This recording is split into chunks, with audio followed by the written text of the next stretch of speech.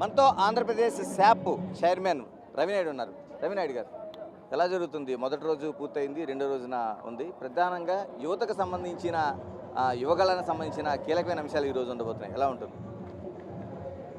కడప గడ్డపైన మొన్నటి వరకు కడప నాదే, నా అడ్డ, నా కుటుంబ అడ్డ, నేను వీరుడు సూర్యుడు, అరవీర భయంకరుడు, పులివేందలు నాదే, పిఠాపురం నాదే, మంగళగిరి నాదే, కుప్పం నాదే అని చెప్పి నా జగన్మోహన్ రెడ్డికి మొన్న ప్రజలు బట్టలు ఇప్పి కూటమికి 7 సీట్లు కట్టబెట్టారు. ఇంకో 2 సీట్లు కూడా రావాల్సింది, అది మా సైడ్ తప్పే. మళ్ళా లోకేష్ గారు కూడా చెప్పారు, చంద్రబాబు నాయుడు గారు చెప్పారు. అంటే 9 సీట్లు తెలుగుదేశం పార్టీకి కూటమి ప్రభుత్వానికి ఆ రోజు కట్టబెట్టడం జరిగింది. వాస్తవం చెప్పాలంటే ఈరోజు జగన్మోహన్ రెడ్డి గారి అవినీతి అరాచకాలను ఎండగడుతూ గతంలో ఏదైతే ప్రజలు ఓట్లేశారో ఈరోజు చూసే కార్యకర్తలతో తీర్మాన సభలాగా లేదు, ఇది బహిరంగ సభలాగా జరుగుతోంది. నేను చూశారు, మేము పిలిచింది 22,000 మంది అయితే వచ్చింది 70,000 పైన నిన్న వచ్చారు. దాంతోపాటు రోడ్లో ఇరుక్కున్న వాళ్ళు ఇంకో 30,000-40,000 మంది ట్రాఫిక్ జామ్ అయిపోయి వెనక్కి వెళ్ళిపోయారు. ఆ పరిస్థితి ఈరోజు నిన్నే ఒక పెద్ద బహిరంగ సభ అయితే నిన్న పూర్తి స్థాయిలో కార్యకర్తే అధినేత. ఎందుకంటే మొన్న 5 సంవత్సరాలు కార్యకర్తలు పడిన ఇబ్బంది అంటుంది. ఇప్పుడు ప్రత్యేకంగా కార్యకర్తే అధినేతను తీసుకొచ్చారు, అంతకుముందు ఏమైనా ఇగ్నోర్ చేయడం జరిగిందా? లేదు, మీరు ఒకటి స్పష్టంగా చెప్తున్నాము, మీరు చూస్తుంటారు ప్రతిపక్షంలో కార్యకర్తలను పొగడతారు, అధికారంలోకి వస్తేనే కార్యకర్తలను వదిలేస్తారు. మన జగన్మోహన్ రెడ్డి కార్యకర్తలు చూసి ఆర్తనాదాలు పెట్టారు, చెప్పులతో కొట్టుకున్నారు వాళ్ళే. మీరు చూశారు, ఈ నాయకుడిని మనం ఎందుకు ఎన్నుకున్నాము, ఇలాంటి నాయకత్వంలో మేము ఎందుకు పనిచేస్తామని మాట్లాడారు. అధికారంలోకి వచ్చిన తర్వాత వాళ్ళ ఎమ్మెల్యేలకు అపాయింట్మెంట్ ఇలా, మంత్రులకు అపాయింట్మెంట్ ఇలా, ఎవరికి అపాయింట్మెంట్ ఇలా. కానీ ఈరోజు అలా కాదు. ఇటు లోకేష్ గారికి అయినా చంద్రబాబు నాయుడు గారు కార్యకర్తల కష్టం వాళ్ళ దగ్గర నుంచి చూశారు, అధినేతకు అండగా ఉన్నది వాళ్ళ దగ్గర నుంచి చూశారు. ఈ పార్టీని నడుపుతుంది, నడిపించబోతుంది 43 సంవత్సరాల నుంచి కార్యకర్త. ఆ రోజు నందమూరి తారక రామారావు గారు ఏ అజెండాతో ముందుకెళ్తున్నారో అదే అజెండాతో చంద్రబాబు నాయుడు గారైనా, భవిష్యత్తు నాయకుడు నారా లోకేష్ గారైనా కార్యకర్తలకే మొదటి ప్రాధాన్యతతో ముందుకెళ్తున్నాం. ఇలాంటి నాయకత్వం మళ్ళీ ముందుకెళ్ళాలి పరిస్థితి ఉంది. కార్యకర్తలు యొక్క గౌరవాన్ని పెంచాల్సిన పరిస్థితి ఉంది. ఎందుకంటే మొన్న పడిన కష్టం మామూలు కష్టం.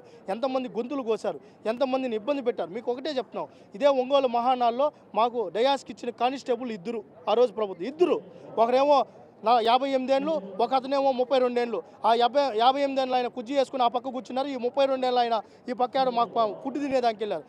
ఆ రోజు కూడా ఆ మహానాన్ని నిర్వహించుకునేది ఆ రోజు కార్యకర్తలే. అదేవిధంగా రాజమండ్రిలో మహానాన్ని నిర్వహించిన కార్యకర్తలే, యువగలం పాదయాత్ర నడిపింది కార్యకర్తలే, అధినేత వెంట ఉన్నది కార్యకర్తలే, ఈ పార్టీని నడిపించబోతున్నది కార్యకర్తలే. కాబట్టి ఆ కార్యకర్తే అధినేతగా ఈరోజు అజెండాగా ముందుకెళ్తోంది. ఇలాగ లోకేష్కి కీలకమైన బాధ్యతలు ఇవ్వాలని ఒక డిమాండ్ అయితే నిన్నటి నుంచి మేము చూస్తూ ఉన్నాం. ఎలాంటి బాధ్యతలు మీరు కోరుకుంటున్నారు? మేమైతే జాతీయ వర్కింగ్ ప్రెసిడెంట్ ఇవ్వాలని కార్యకర్తలు, ప్రజలు, నాయకుల అభిప్రాయం మేము గట్టిగా కోరుకుంటున్నాం. కానీ మా అధినేత నిర్ణయమే శిరోధార్యం. అధినేత ఏ నిర్ణయం తీసుకుంటే ఆ నిర్ణయానికి కట్టుబడి ఉండడానికి లోకేష్ గారైనా, నేనైనా, కార్యకర్త అయినా ఎవరైనా ఉంటారు. ఇక్కడ ఇంత క్రమశిక్షణ కలిగిన పార్టీ ఈ దేశంలో ఏ పార్టీ ఉండదు. చంద్రబాబు నాయుడు గారి నోట్లో నుంచి మాట వచ్చిన తర్వాత ఆ మాటే ఫైనల్ మాట. అంతవరకు మా అభిప్రాయాలు చెప్పడం మా ధర్మం. ఈరోజు అవకాశం ఉంది కాబట్టి మా యువనేతకి ఇవి ఇవ్వాలి. ఎందుకంటే యువగలం పాదయాత్ర మీరు చూశారు, స్టూల్ లాక్కున్నారు, మైక్ లాక్కున్నారు, కోడిగుడ్లేశారు, రాళ్ళు వేశారు, కొట్టారు, ఏం చేయాలి, అటెంప్ట్ మర్డర్ కేసు పెట్టారు, అయినా ఒరవలేదు, బెరవలేదు. ఇదే జీవో నెంబర్ 1 తీసుకొని వచ్చారు.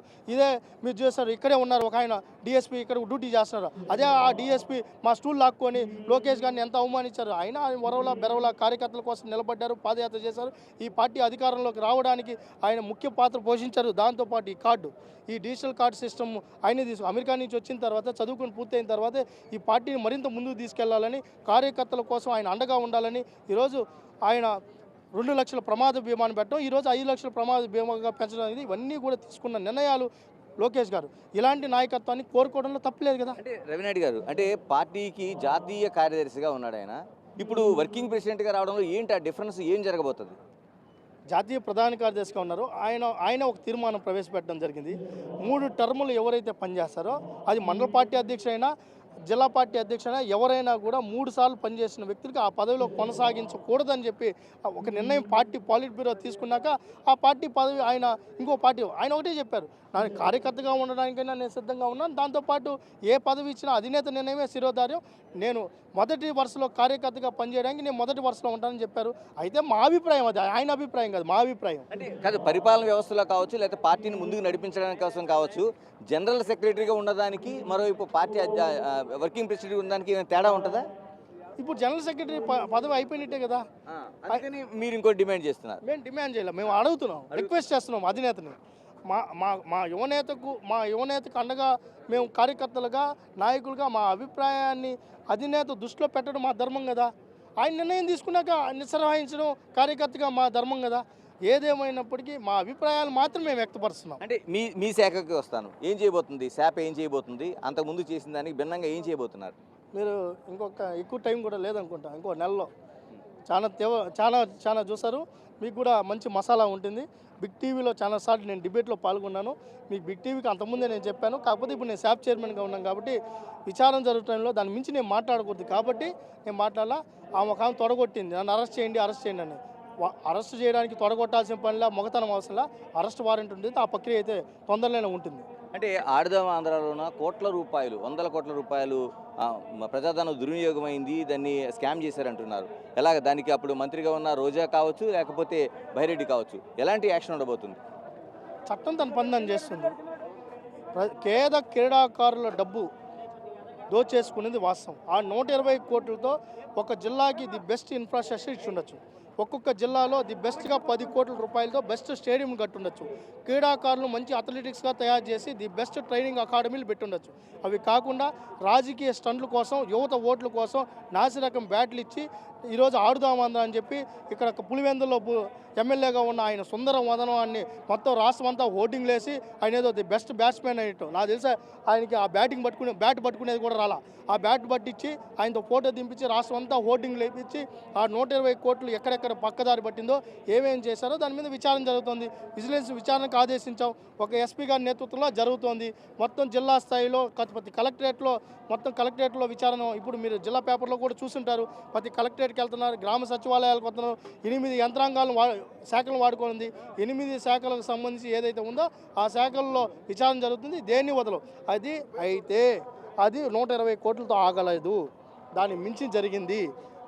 జరిగింది ఏదైతే ఉందో అవన్నీ ప్రజలకు చెప్పి చట్ట ప్రకారం ఏం జరగాలో జరుగుతుంది. దాంతోపాటు టూరిజం శాఖ మంత్రిగా ఉంది. ఆమె ఎవరెవరికి ఏమేమి కట్టబెట్టింది, అన్యక్రాంతం చేసింది, భూములు దారాదత్తం చేసింది, హోటల్స్ లీజుకి ఎవరికి ఇచ్చింది, ఏమేమి ఇచ్చిందో అన్ని విచారణ జరుగుతుంది. కొండ దర్శనాలతో కూడా వదలడంలా. ఈ బైరెడ్డి కిడ్డులే, అతని గురించి నేను మాట్లాడడం పెద్ద విషయం లేదు. టిక్ టాక్ షో వ్యక్తి, అతనికి ఒక స్టేడియం కట్టడం రాదు. అదేవిధంగా ఒక క్రీడాకారుని ప్రోత్సహించరాలా, ఏ రోజు మీటింగ్ రాలా. ఆ శాప్ ఆఫీస్ కూడా నేను వచ్చిన తర్వాత రీమోడల్ చేసుకున్నా. ఆయన ఛాంబర్ చూసినాక ఆ ఛాంబర్లో నేను బాధ్యతలు తీసుకోకూడదని పక్కనున్న ఏదైతే వేరే ఛాంబర్ ఉందో దాంట్లో బాధ్యతలు తీసుకున్నా. అది పాన్ పరాకులతో, గుట్కాలతో, అదేవిధంగా అది చూసేదానికి కూడా లేదు. నాకు తెలిసి ఇదే బిగ్ టీవీ సంబంధించి మన రిపోర్టర్ రెగ్యులర్గా వస్తున్నారు. ఆయన అడిగితే మళ్ళా తెలుస్తుంది ఆ శాప్ ఆఫీస్ ఎలా ఉండింది, ఇప్పుడు ఎలా ఉందనేది తెలుస్తుంది. కాబట్టి అతని గురించి అతని పాట చిన్నదిగా ఉంది. అయితే అన్నీ తేలుతాయి. అంటే కీలకంగా నేను అడగదలుచుకున్నది ఆంధ్ర కబడ్డీ అసోసియేషన్. ఒకప్పుడు ఆంధ్ర కబడ్డీ అసోసియేషన్ కీలకంగా ఉండేది. ఎందుకు అందులో చీలికేంటి, ఎవరున్నట్టు ఎవరు లేనట్టు, అసలు ఏం చేయబోతుంది శాప్ చైర్మన్గా మీరు? చంద్రబాబు నాయుడు గారు 2017లో ఒలింపిక్స్ అసోసియేషన్ కానీ ఇలాంటి క్రీడా సంఘాల మీద ఒక స్పష్టమైన ఆదేశాలు జారీ చేయడం జరిగింది. క్రీడా రంగంలో రాజకీయ ప్రమేయం ఉండకూడదని చెప్పి ఆ రోజు సీఎం రమేష్ గారు, జయదేవ్ గారు పోటీ పడుతుంటే ఇద్దరి దగ్గర రాజీనామా చేయించిన వ్యక్తి నారా చంద్రబాబు నాయుడు. కానీ మొన్న 5 ఏళ్ళలో విజయసాయి రెడ్డి ఒక పక్క, వైవి సుబ్బారెడ్డి ఒక పక్క, ధర్మాన కృష్ణదాస్ ఒక పక్క, మొత్తం మంత్రులంతా ఈ శాఖలో చేరిపోయి క్రీడా రంగాలను అసోసియేషన్గా మార్చుకొని రాజకీయ వేదికలు చేసుకొని భ్రష్టు పట్టించారు. ఇదే దాంట్లో భాగమే ఈరోజు కబడ్డీ అసోసియేషన్ రిజిస్ట్రేషన్స్ ఎలా జరిగాయి, ఏం జరుగుతుంది, దీంట్లో ఎవరెవరు పాత్ర ఎంత ఉంది, ఎంతంత తినారు, ఎంతంత బొక్కారు, అన్నిటి మీద విచారణ జరుగుతుంది. ఆల్రెడీ నేను దాని మీద విచారణకు ఆదేశించా. అయితే అసోసియేషన్లో గలాట్ ఉంది.